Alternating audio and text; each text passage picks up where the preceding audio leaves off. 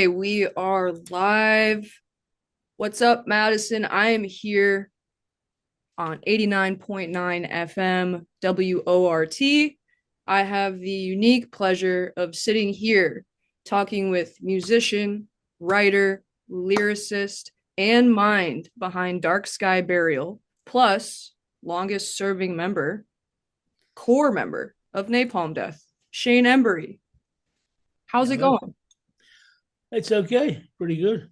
Yeah, pretty good. Yeah, it's a quiet, reasonably quiet day today.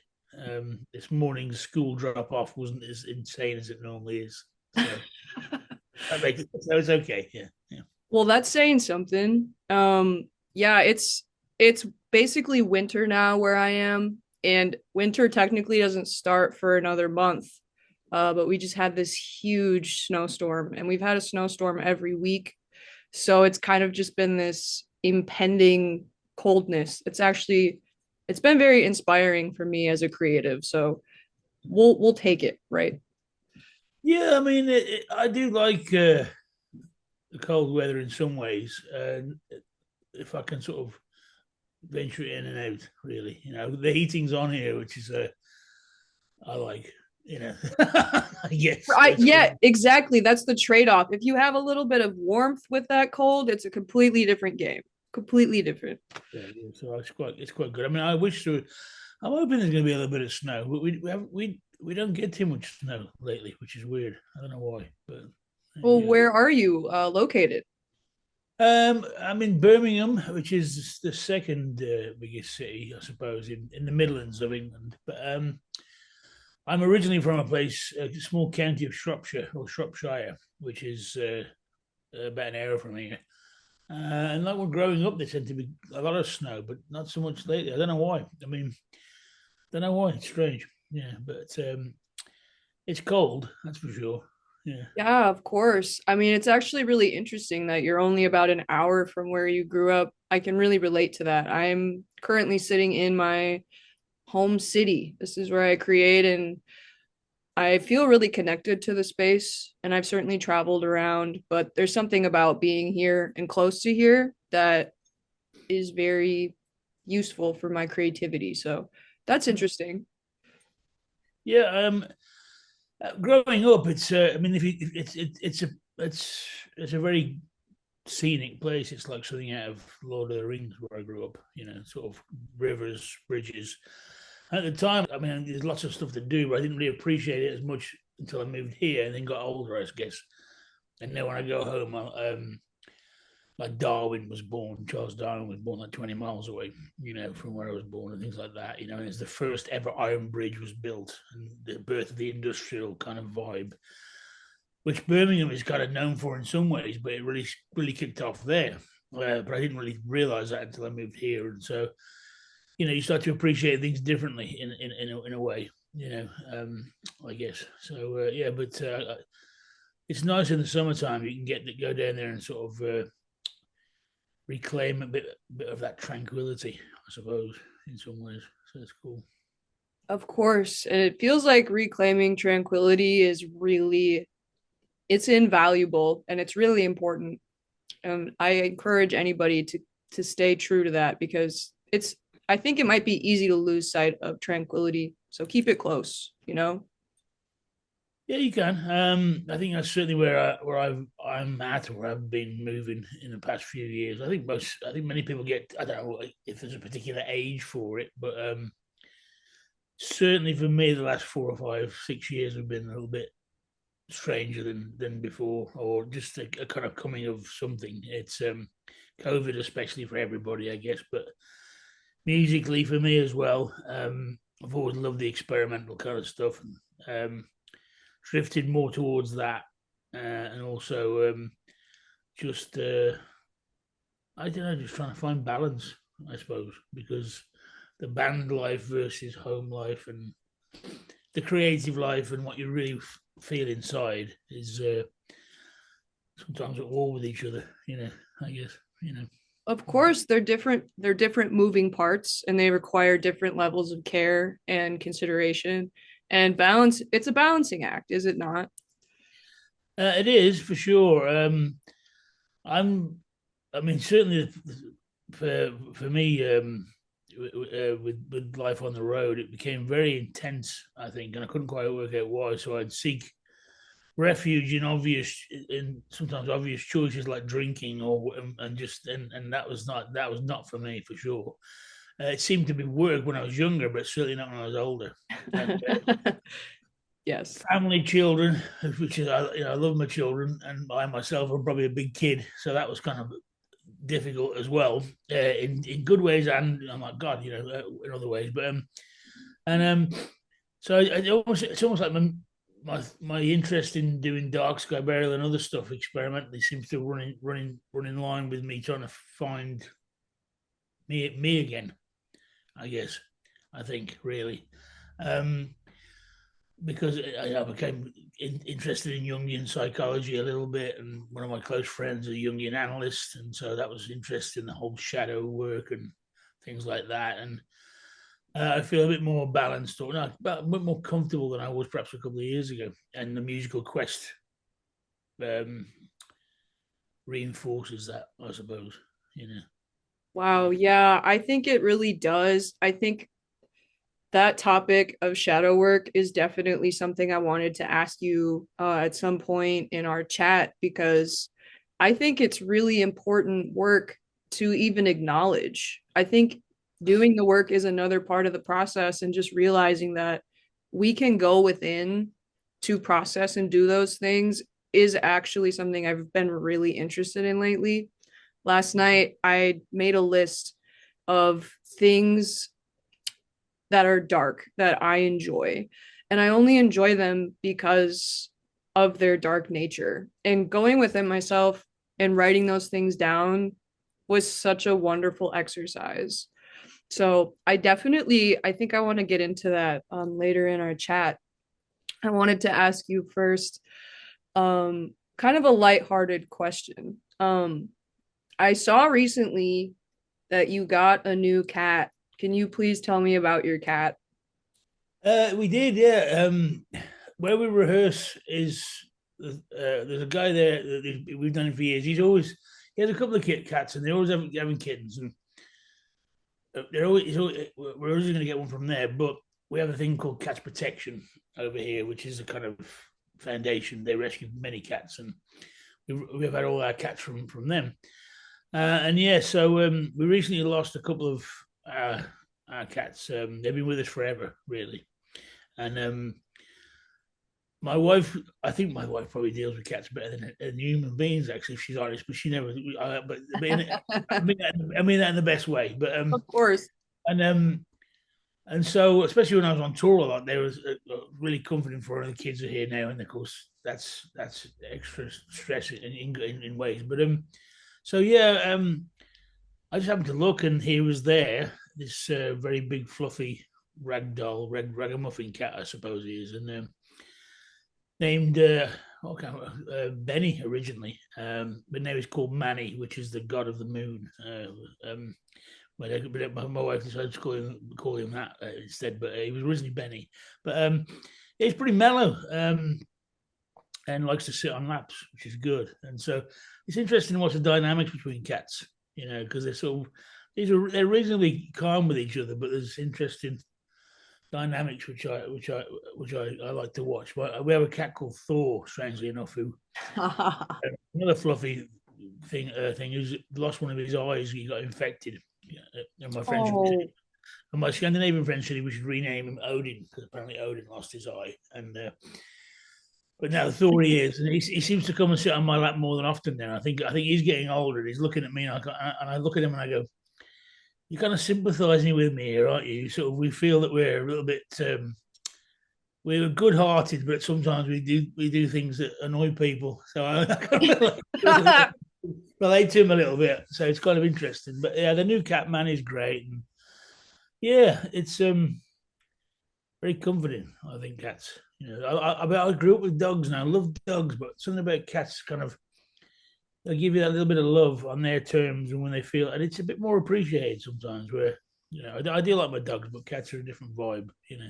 Oh, they're totally a different vibe. And in a lot of like mythological standpoints, they kind of protect the underworld. They have to be very deliberate about their choices, and they're very, I won't say cats have free will, but they know how to make choices and they're very deliberate. And cat love is very different than dog love, but I agree. I think so. I mean, it is interesting with the Underworld you mentioned because did a couple of tracks on some of the Dark Sky albums, which were both dedicated to my cats who passed away. Um, and so one of them is called "Safe Journey to the Underworld." Oh yeah. So that was one of my first ones that passed away. That was I actually recorded his purrs a few months before. I didn't realize I had, but we managed to put the purr into the track, so the loop is based around his purring.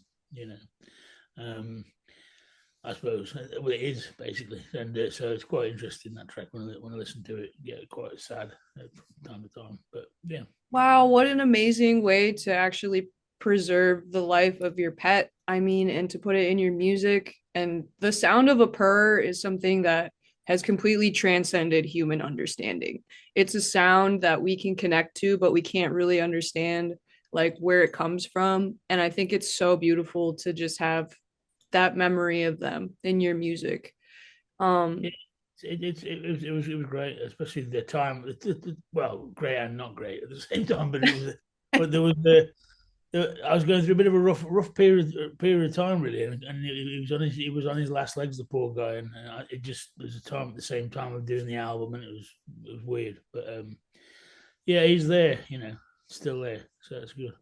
Okay, well, right on. Yeah, thank you for telling me about your pets, past and present, because I know that pets can be really important. And I just happened to see the an update about your new cat, and I really thought it was cool that it was like your cat was named after a Norse god, specifically the Norse god who personifies the moon, the god who tells time and the date, some really anchoring like ideas.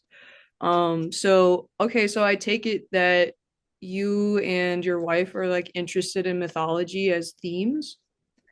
Yeah, we are. I mean, I think it's coming from different angles, actually, in some ways, because sometimes I might say something to my wife ahead of time, and vice versa. She'll say something about, "Oh, I said that," and then she'll go, "No, I said that," and then, so yeah, and she loves sheep, and she's got a thing about the moon for sure. And I find the moon interesting because in Jungian psychology or alchemy or um, the sort of search for the union of the opposites. You have the moon and the sun and the various things like that. And my understanding is not quite up there really, but I thought the moon was an interesting choice for her to come up with actually. So we're bouncing off on different ideas. Yeah, yeah. There's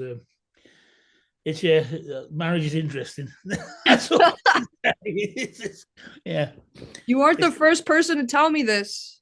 yeah. I mean, she put we because my wife's Japanese as well, so there's a definite kind of vibe going on of different cultural mishmash.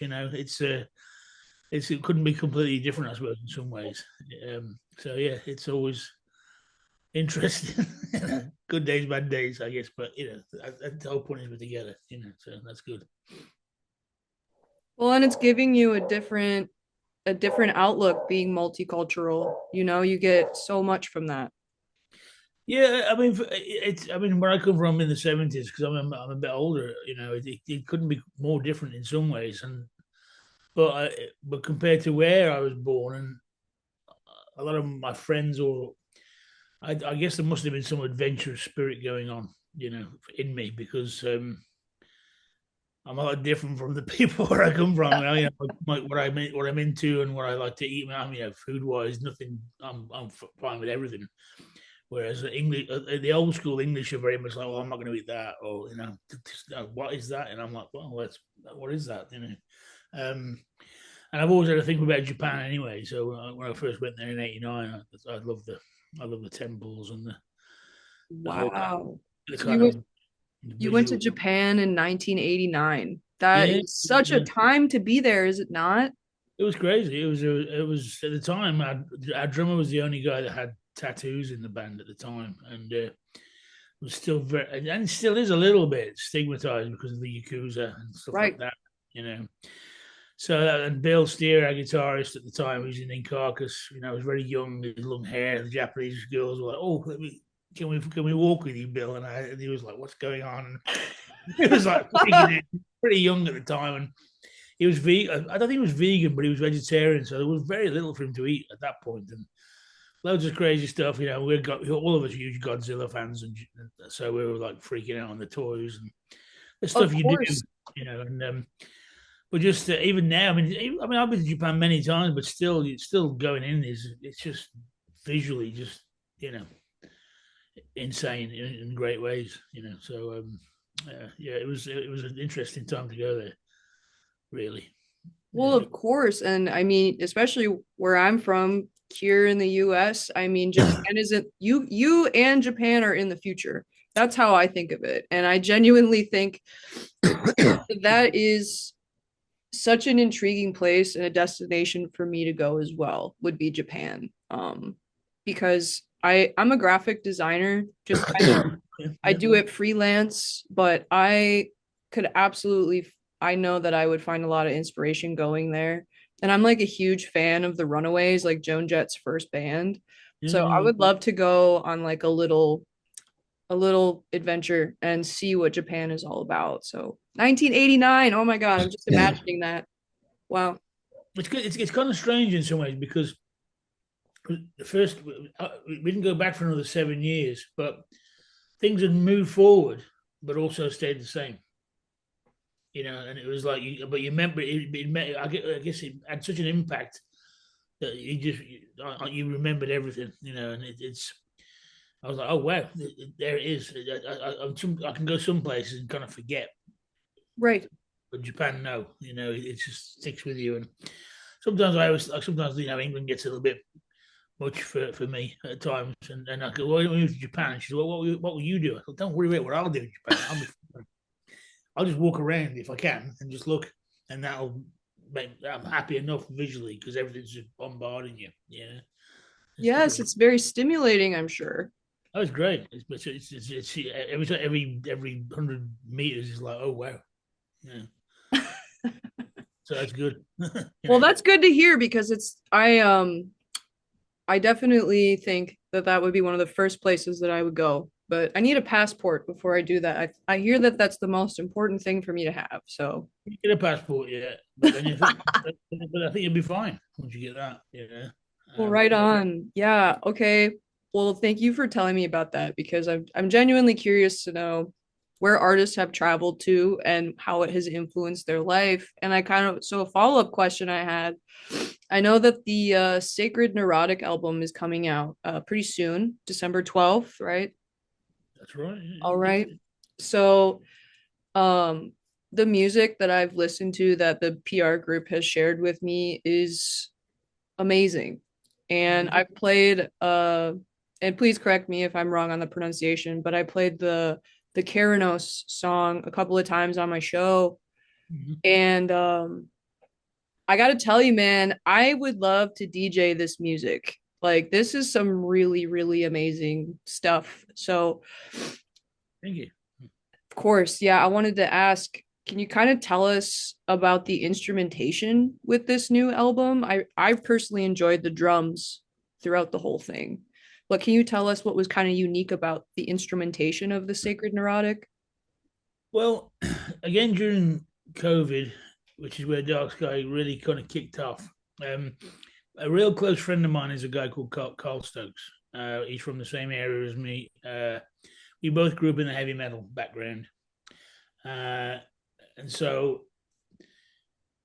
trying to do this very quickly in a way. But so me and him pretty much collaborated together on the record. Originally it was going to be Dark Sky Barrel and his thing called Creases, which is the last track on the album. But then he got kind of ill. He had to have a lung transplant, actually, Oh, so he's doing much better. But this is before this, and basically, so it became a Dark Sky Barrel album because basically me and him do the same thing. So that was that. So he's a drummer by nature. So I would work a lot of tracks at home here, but I prefer, if possible, live recording. So the drums came in, and he played a lot of the drums, like the Possessed by Animus. If you heard the album or not, I don't know, but Yes. uh, I'm obsessed with breakcore beats and stuff. I love my FX Twin and Square Pusher and stuff. And he said, well, I can play some of them. So he played some of those beats, and we kind of chopped it up and used that and stuff. And so there's a lot of synthesizers, stroke kind of sound library esque stuff, but also real instruments. You know, the harmonica sound on the beginning of Possessed by Animus is my 2-year-old son at the time just playing it. I thought, oh, I like that. I'll just sample that. There you go. Just why not, really? I like that. I like just bringing madness in, really, when we can. And so, yeah, it's crafted. So, and I mean, it's been sitting there for a year or two, really finished, or a year finished, really. Just sitting around waiting, I suppose. Um, but I like the idea of just throwing kind of oddball stuff in there. Really. The first track itself is a little bit more sort of, I guess, Killing Joke influenced, I suppose, in a way, you know. And I've been going towards the vocal ideas more myself, and also Carl did some vocals too on Smother and Light and stuff like that. It's kind of weird because we came from the metal background, and then we sort of didn't see each other for years, and then he played on some Current 93 albums as well. And so then we came back in, and he became the Jungian analyst as well. It was mentoring me in a way, because about just before COVID, I was like, man, I'm losing my mind here. I don't know what's going on. I felt trapped in between stuff, and I didn't know much about Jung at the time. So I went to see him, and he said, well, this is the kind of thing I do. And it answered a few questions, and then also raised up 10 million more, which it tends to do. And then so that's where that kind of came in. And Dark Sky Burial seems to be is very Jungian based. I'm very attracted to symbols and archetypes and things like this. And so lyrically, that also influences the record too. You know, really, the whole act of neurosis and the so-called neurotic, and what that actually is. Is it a sort of form of insanity? I don't think it is really. It's seeing the world in a purer sense, possibly. Of course, right? Like a reflection almost, like going within and raising 10 million questions about the self.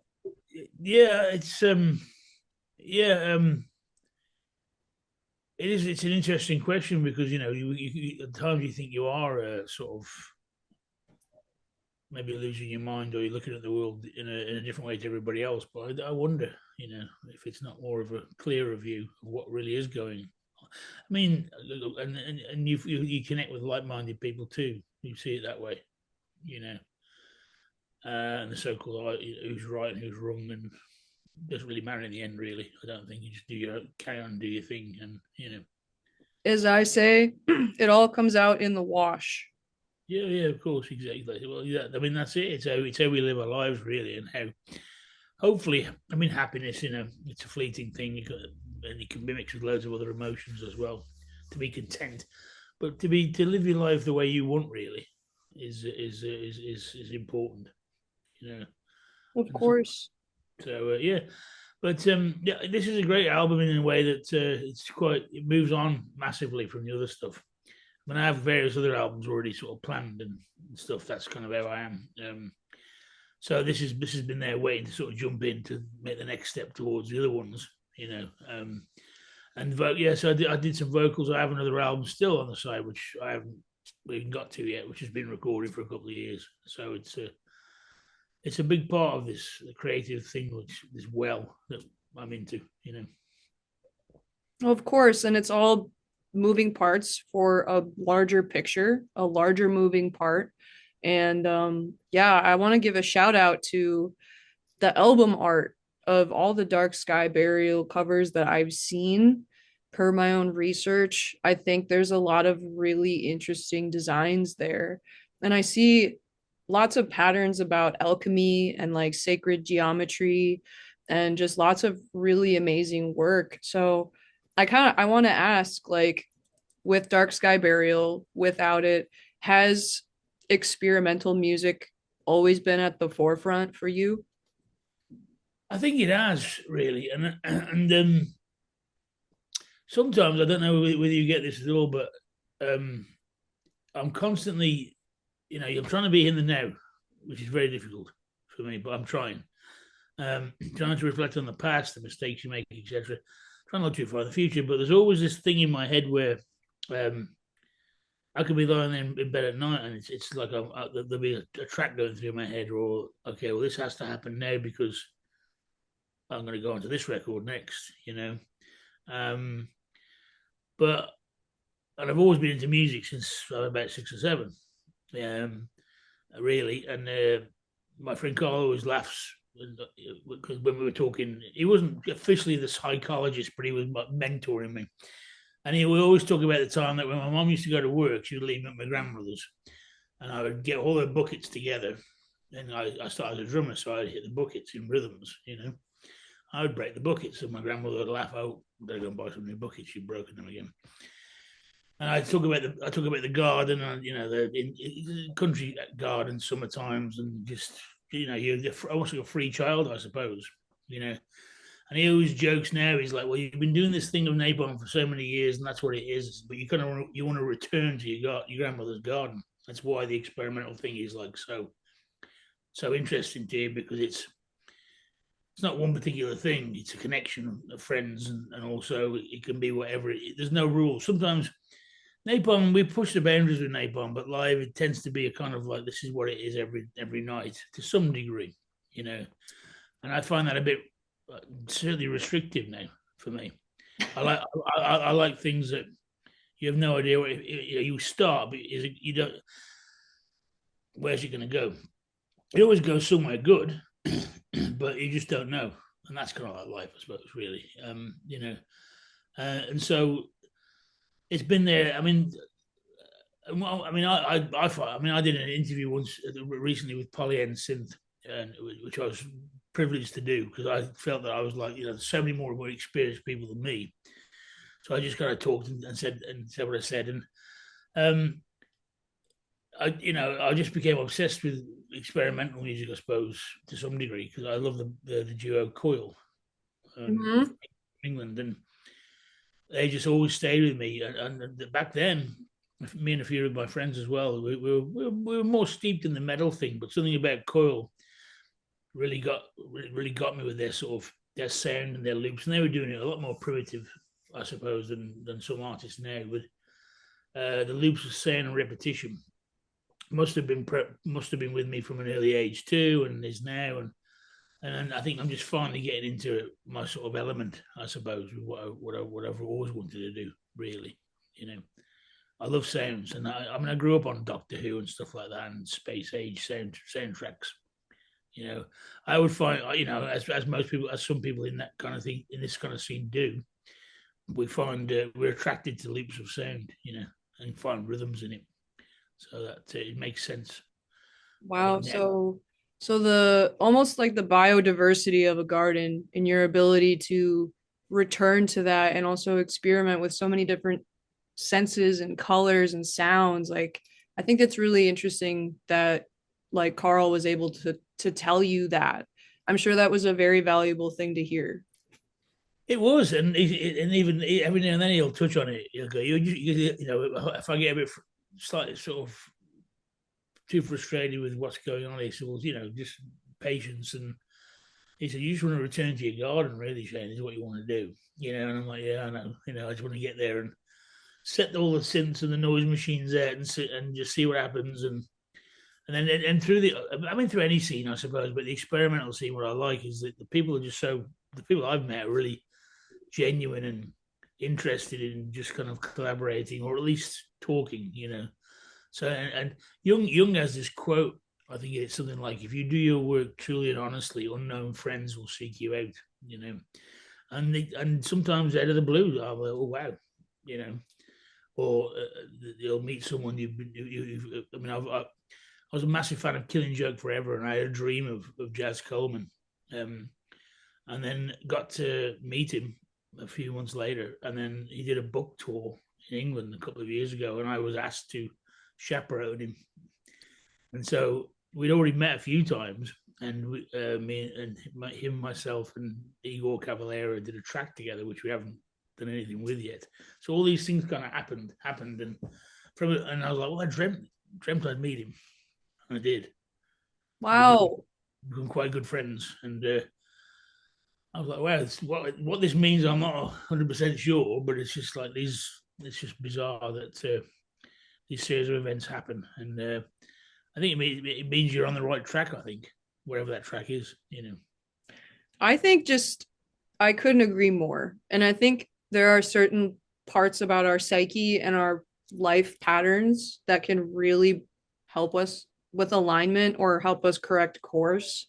And I think there's something to be said about your dreams aligning with your reality or vice versa. And it's kind of it can be kind of a deep dive when you go there, but I mean, us having this conversation today is very indicative to me that I've been aligned with my path. So I really appreciate your time today, Shane, and everything. This has been great so far. No, no, it's okay. It's fine. That's good.